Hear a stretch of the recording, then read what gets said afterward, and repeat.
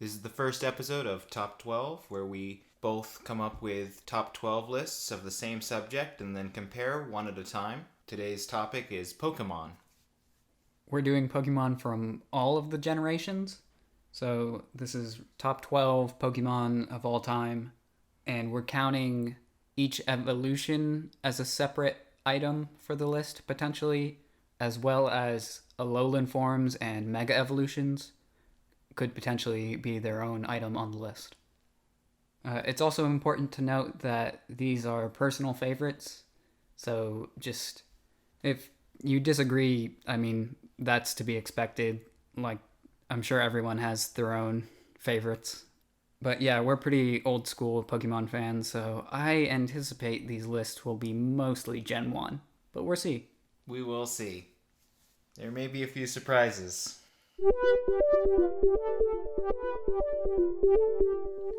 All right, ready to start? Yep. Now, my number 12 is actually probably the weakest reasoning out of my whole list, so probably best if we don't start off with my 12. Go ahead. You've already set it up. What is this?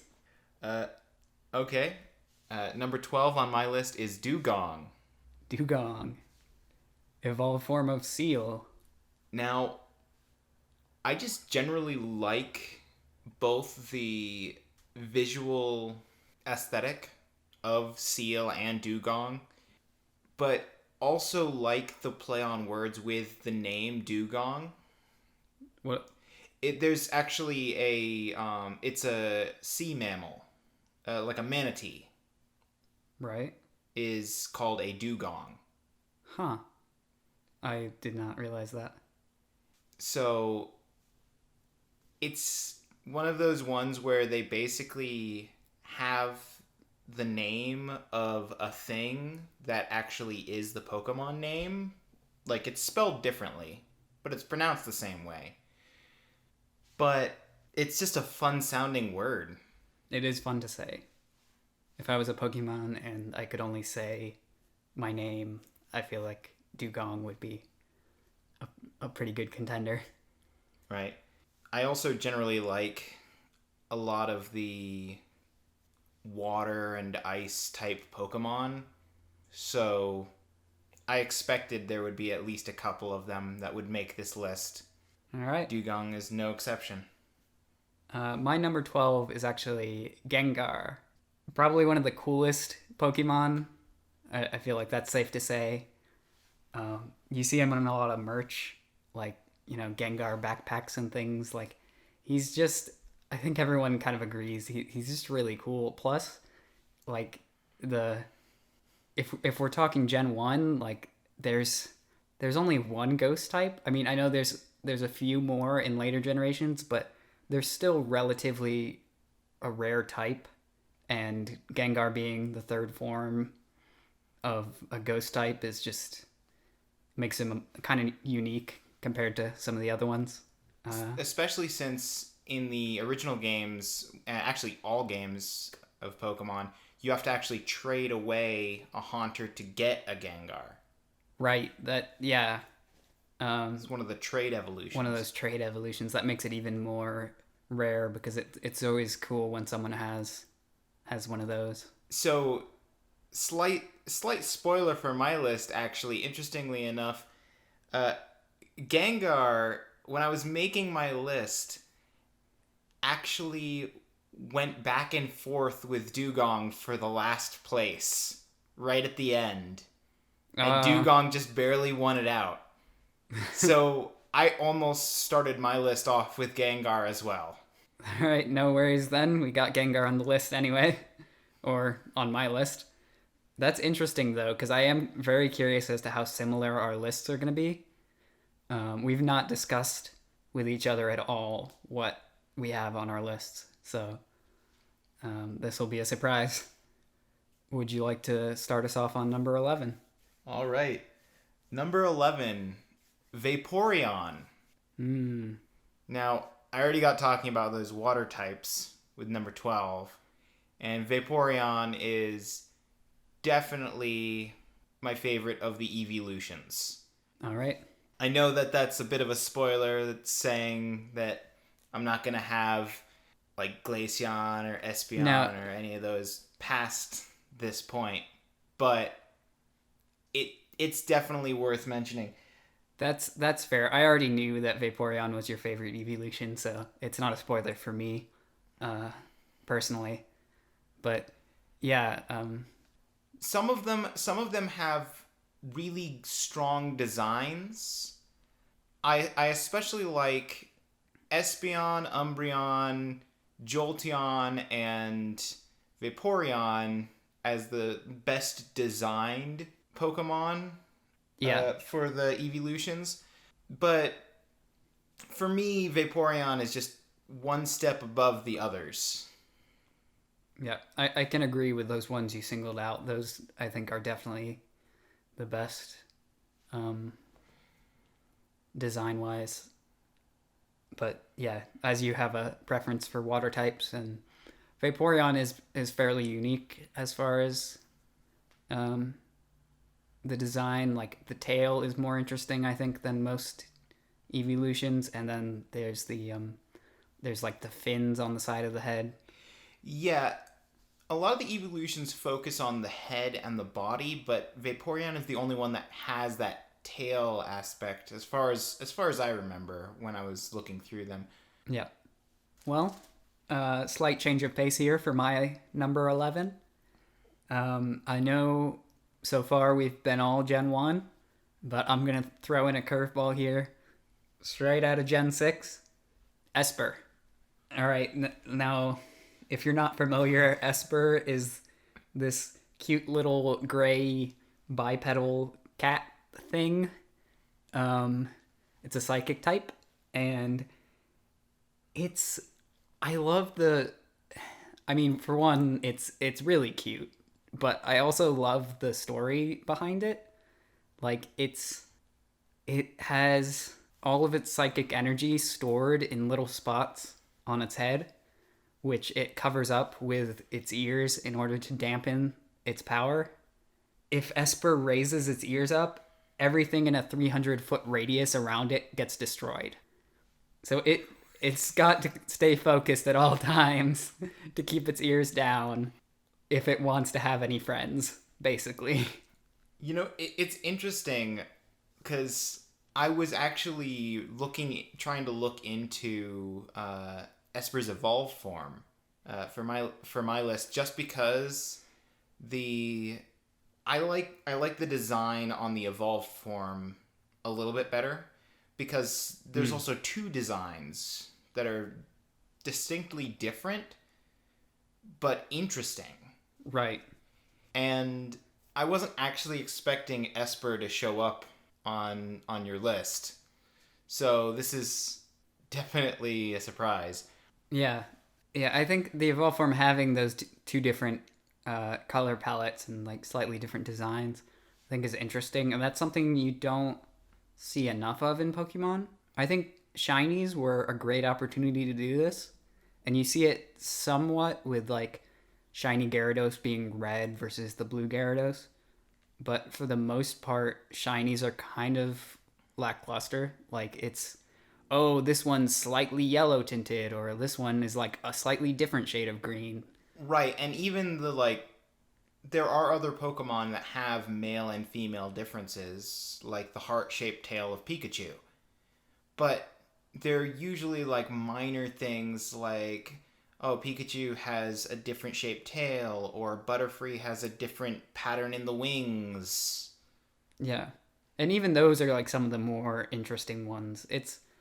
It makes sense that they would be subtle because like male and female is actually not really going to be that different. But there are some cases like a lot of birds, have are really like the male will be like really bright. Like a peacock and a peahen. Sure. I don't know. I think it's an area where Pokemon hasn't really, explored enough of the possibilities, um, but I actually prefer Esper to the evolved forms. I I I think don't it's know. Meowstic. Meowstic, that's right. Yeah.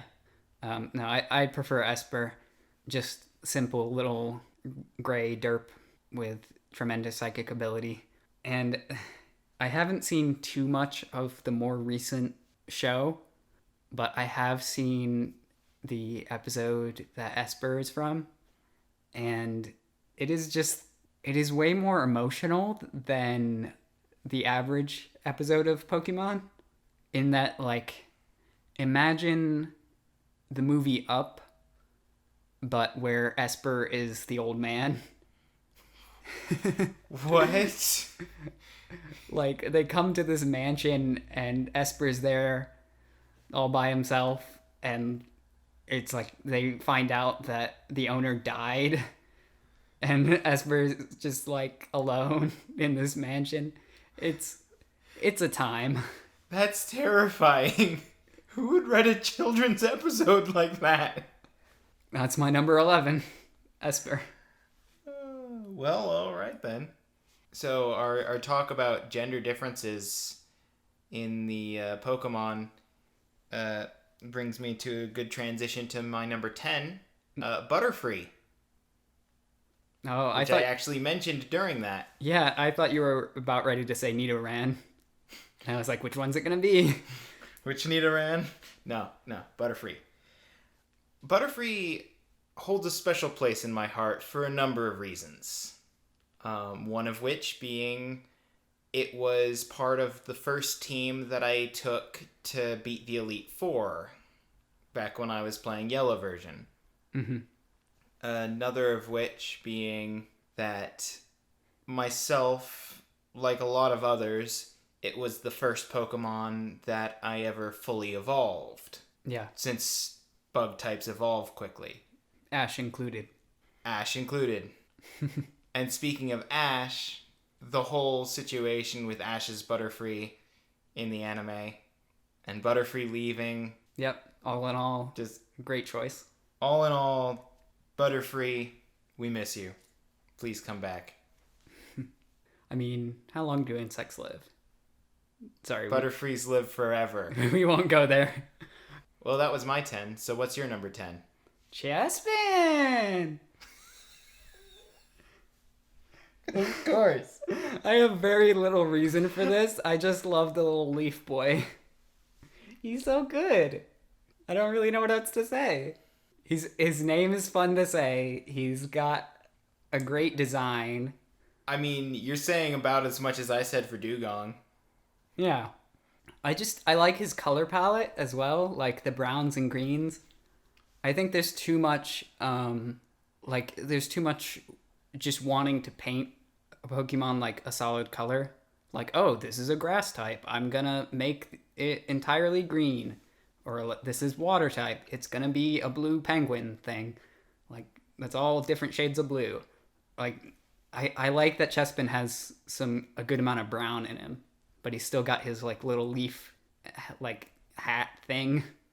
He's just good. He's good. I think they could do with more brown green color palette combos for just grass types in general. Yeah. Without having to be like made of wood or something weird. Like, you're allowed to use brown. It's a good color. All right, number 9. Oh no! I didn't realize that until you just said number 9. What? My number 9 is Ninetales. How is that possible that you didn't notice that? I don't know. You were that deep into like rearranging your list and trying to make it like reflect your opinions.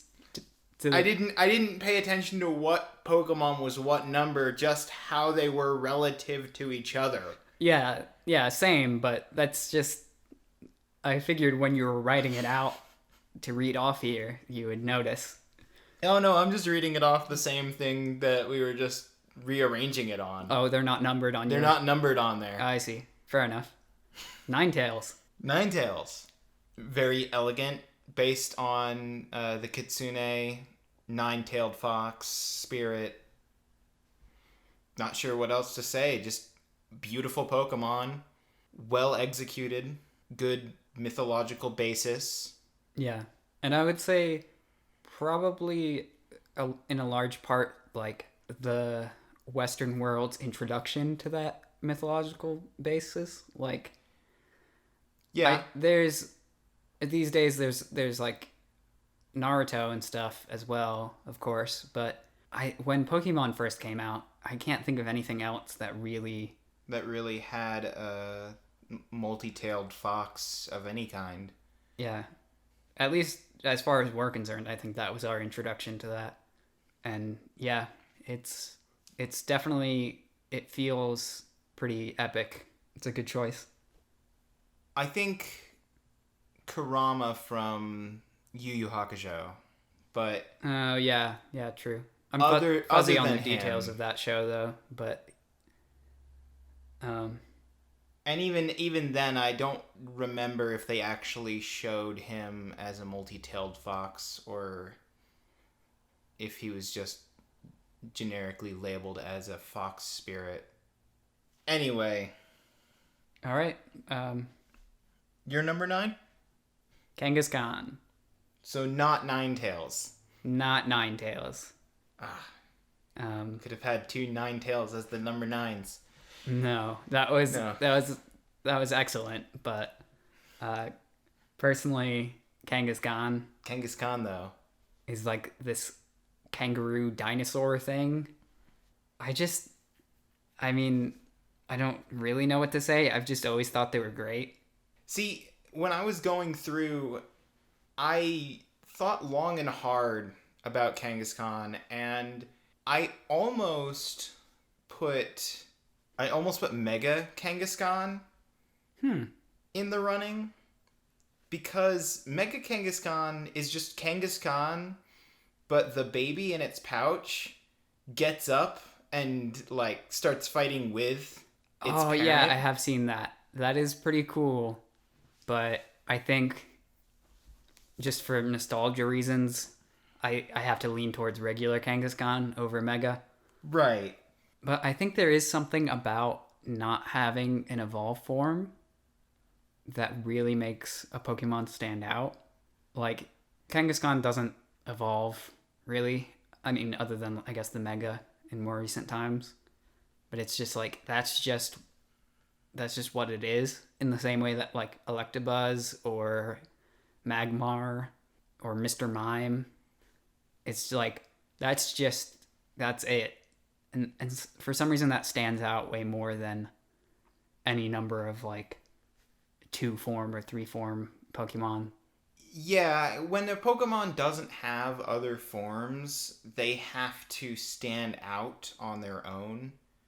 Whereas some Pokemon, you'll get these 3 form Pokemon that the first form gets to focus on being a cute little thing, and the last form gets to focus on being this big menacing thing, and then this middle form is just sort of stuck. Kakuna. Kakuna. Yeah. And there's other ones as well where like Rattata and Raticate, you end up with like I think both of them are pretty cool, but I guess maybe because you see them for like half the amount of time as opposed to something like Hitmonlee where it's like it's just Hitmonlee the whole time. Right. Plus they're usually stronger because they don't get to evolve and get powered up, so it's usually like your one form type is going to be just stronger than your first form of a lot of other stuff. At least it seems that way to me. I mean, I think it usually is kind of that way, because otherwise there would be no point in using the Pokemon if they weren't strong enough to stand on their own without the evolution. Yeah. Plus, Kangaskhan is clearly named after Genghis Khan, and I don't know who better you would want to go into battle with. Like, come on. Number 8. All right. My number 8, and this is probably going to be a surprise for you, is Pikachu. I'm sure you were expecting this to be higher on the list. I knew Pikachu would make your list because you're you played yellow version back in the day, but I wasn't sure where. I guess I would have expected it to be in the top half, but I understand making these lists. There's a lot to shuffle through and stuff that There's a lot, and Pikachu is just a really strong Pokemon. It's the icon of the series. It's the first Pokemon I ever had due to yellow version. It's it's a good choice. it's a good Pokemon. Like, If we have to explain to you who Pikachu is, you're probably listening to the wrong podcast here. Like, I don't know why you... or the wrong episode. Or the wrong episode, for sure. Yeah. Pikachu. Yeah. All right. What about your number 8? Well, you had your evolution a bit earlier than mine, but number 8, Jolteon. I agree very strongly with what you said about Vaporeon, Jolteon, Espeon, and Umbreon having the best designs. But while your personal favorite out of that group is Vaporeon, mine is Jolteon. I like the spiky yellow design, but it's still able to look really cute when it needs to, even though it's all spiky. It's just a good balance. I think Zapdos and Jolteon are the only ones that they really decided to use that really sharp edge spike pattern effectively with. Yeah. I think if you look at all the evolutions like lined up, I would say Jolteon's probably the most visually striking, because for the most part the EVs are very like smooth. Like if you look at Umbreon and Espeon, like they're really nice designs, but they're still just like smooth four-legged creatures. And Vaporeon actual body is fairly smooth and like rounded, but Jolteon's just, it got that nice like spike pattern. I think it makes for a good design for an electric type, but I'm not sure if I would want them to do it more often. Yeah, it's because that would diminish the effect that just looking at Jolteon or Zapdos compared to similarly grouped Pokemon, being the evolutions and the birds. Yeah, it's what makes them stand out. It's the scarcity that makes it appealing to some degree. Like if they were all like spiky, then it would be the smooth one that stands out the most. And I mean, when you're talking about something like legendary birds or like evolutions, being the most different isn't always a good thing, because you do want some consistency in like the design.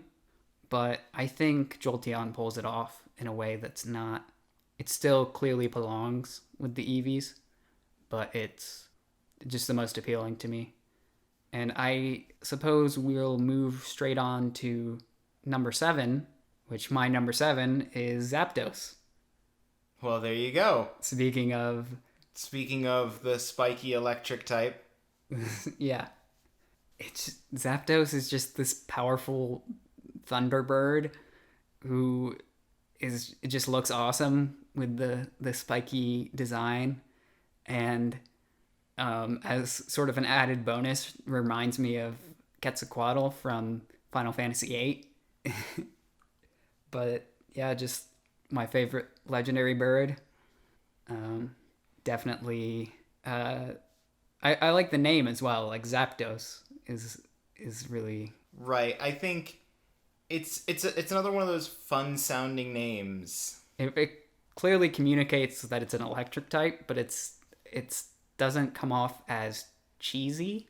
Sometimes the ones that are like too on the nose come out as kind of cheesy, but it's still a cool name for a legendary bird, while also being very obviously like Zap. Right. On the subject of legendary birds, I really wanted and fought to get Articuno on my list, but I just couldn't. Uh, Articuno just didn't make the cut. that is a surprise because I was already expecting Articuno to be in your like top four or something. Yeah, it's sometimes I think we're gonna find through the course of making this show, sometimes ones you expect will be in the top just slowly get pushed down as you find more and more things that deserve to be higher up. Anyway, what's your number 7? Well, my number 7 to finish out this first part is Vulpix. Vulpix. Okay, I did know that one was coming because Ninetales made the list, and I was fairly certain that Vulpix was higher up on your list than Ninetales. Right. Now, Vulpix is basically what if Ninetales, but small, adorable, and just loving. Yeah, Vulpix is way more friendlier than Ninetales in appearance. Like Ninetales is kind of like, kind of, I don't know. I wouldn't want to step on Ninetales' toes. I feel like I'd get just torn to shreds. Vulpix is great. And then on top of being this cute fluff ball of fire that is this multi-tailed fox creature, you also have Brock's Vulpix from the show, Which just adds to it. which just adds to like the nostalgia, the adorableness, just everything. Well, that was 12 through 7. This concludes part 1. Check out part 2 for the top 6.